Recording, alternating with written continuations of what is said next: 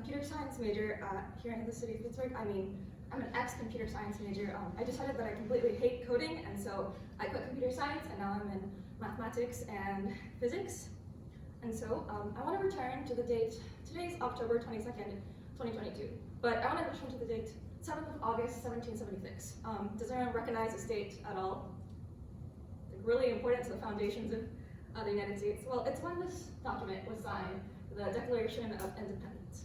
And so in the Declaration of Independence, there exists 3-ish words, really small right here, which is life, liberty, and pursuit of happiness. The 3 alienable rights that were given to all Americans. And so it's written by some like philosopher named John Locke.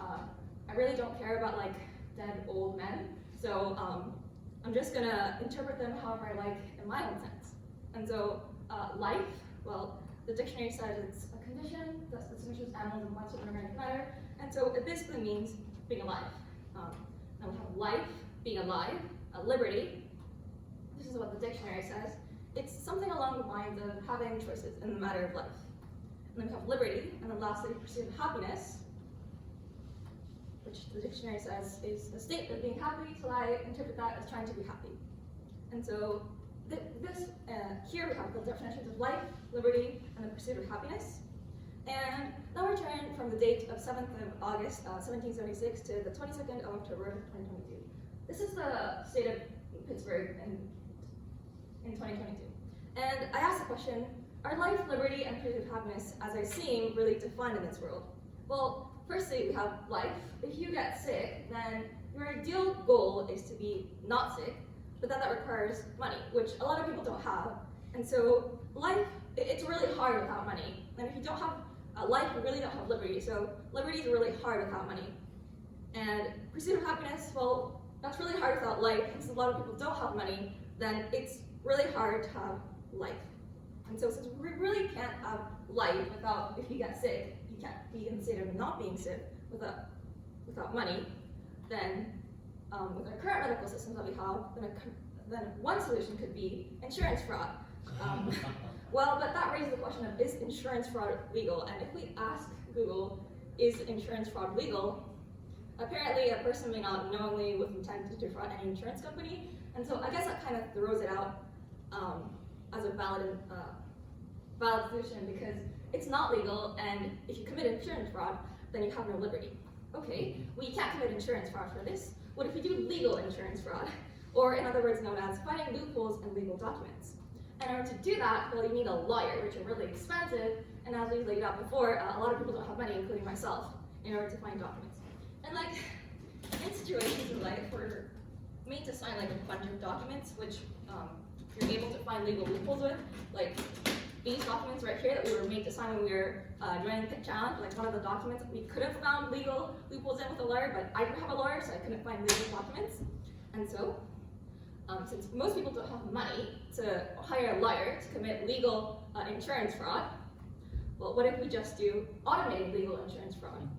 And so, in order to do automated legal insurance fraud, I present to you legal fraud, making crime accessible to everyone in the environment. And so, well, how does my solution of legal fraud, a website, help people in order to preserve life, liberty, and pursuit of happiness? So first, you get whatever legal document that you're given, and you upload them to our website, Legal Fraud. And then Legal Fraud uses NLP to analyze the document and presents a list of possible legal loopholes for the user to be able to use. And then the user can use those legal loopholes in order to have a better life. So it's not about having like choices in terms of liberty for having where you can apply your legalness, but instead, if you're given a legal situation that you don't love, then you're able to do something about it. And so let's look at a bunch of like not legal loopholes that we can test on legal fraud. And so if we look at this, you need to make fruit juice for Hina Sakina or you will be fined $1,000. What should we do in this situation? Find the easiest way to make fruit juice? Yeah, find the easiest way to make fruit juice, like make the juice. So if we put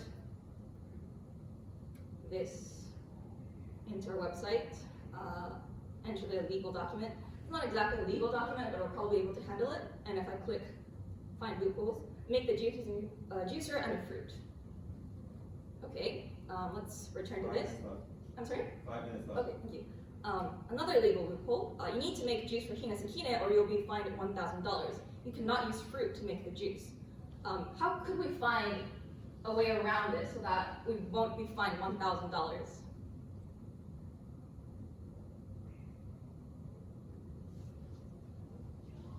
Well, it says to make the fruit. Well, if you don't know, you can consult our website. And so you'll need to make juice for hina sakine or else you'll be fined $1,000.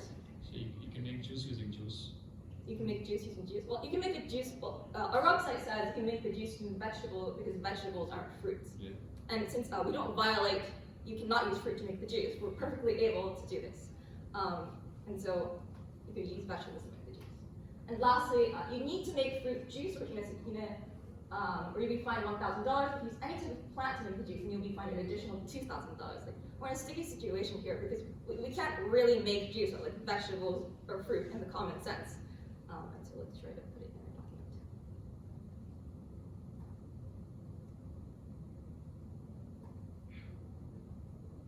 You can't make juice without plants, so don't make the juice. That's what our legal fraud said, because if you do try to make juice, then you'll be fined $3,000 on top of not making the juice. If you just don't make the juice, you'll be fined $1,000. So game theoretically, that's the best way that legal fraud decided.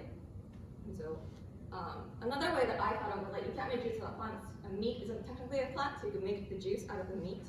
And so lastly, I was made to sign this legal document before I started. So I'm gonna try and put this entire document inside of our website. Okay, it says no legal loopholes can be found. Probably means that I can't legally loophole my way out of this hackathon, unfortunately. And so, in order to design legal loopholes, to be able to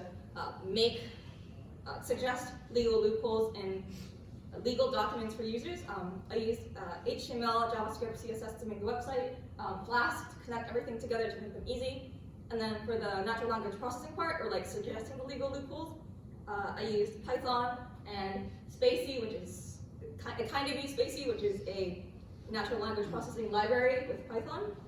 And so, lastly, legal loopholes, where my goal is to make crime accessible to you and preserve life, liberty, and pursuit of happiness. Any questions?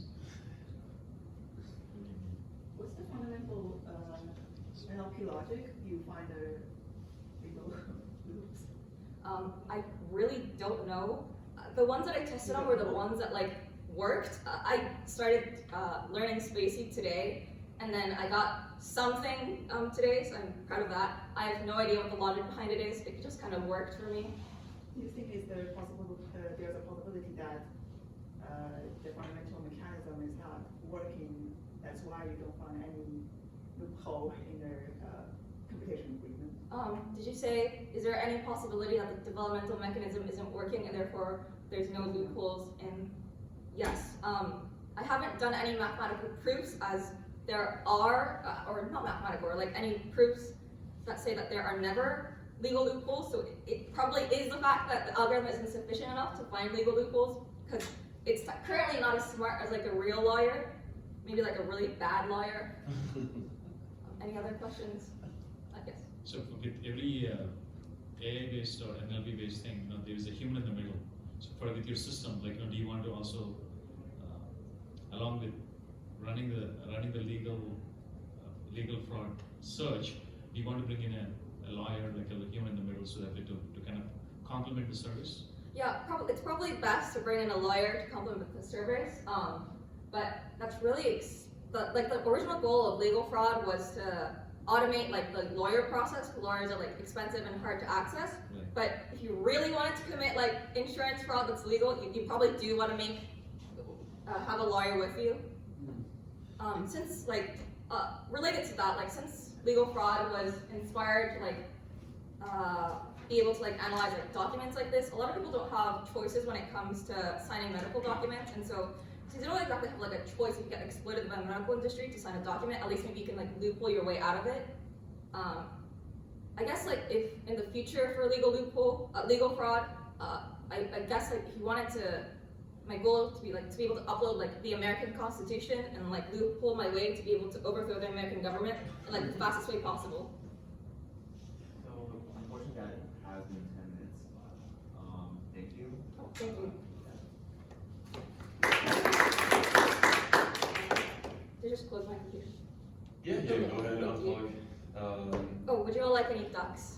Yes. Yes. Love it. Any